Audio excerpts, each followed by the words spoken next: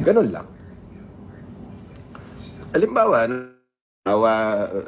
nakakulong nga, halimbawa. Ngayon, kung sila naman ay sumunod at wala namang ginawang masama, di huwag nyo nang galawin.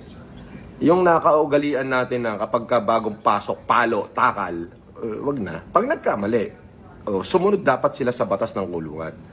Pag nagkamali, di takalan nyo. Pero dapat tayo-tayo na yun nandyan, katulad nung nandyan ako, nakakulong. As sinabi ko, tayo-tayo nandito. Tayo-tayo magkakapatid. So, iwasan natin yung sakitan. Hindi ako magbababa ng utos na gano'n. Dahil dapat, kung magkakamali sila, halimbawa, katulad ng mga kasalanan na kung sila'y nang umit, nagnakaw, yan. O kaya yung batas kulungan, sinuway nila, yun, takalan nyo. Pero yung sasabihin, patatakalan ko sila sa inyo dahil utos ko, dahil gusto kong makaganti, hindi ko yung gagawin. Kami na may yung away namin sa social media, sumobra lang sila.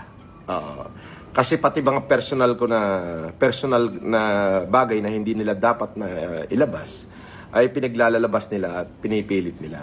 So, dun ko naman sila kinasuhan. Yes.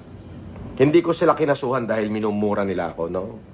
Kinasuhan ko sila dahil marami silang nilabas na katulad ng nagpakalat sila na ako'y wanted, bla bla bla, ganon. Nilabas nila yung aking bahay, binidyohan nila yung bahay ko, yun. Hindi, dun ko sila kinasuhan.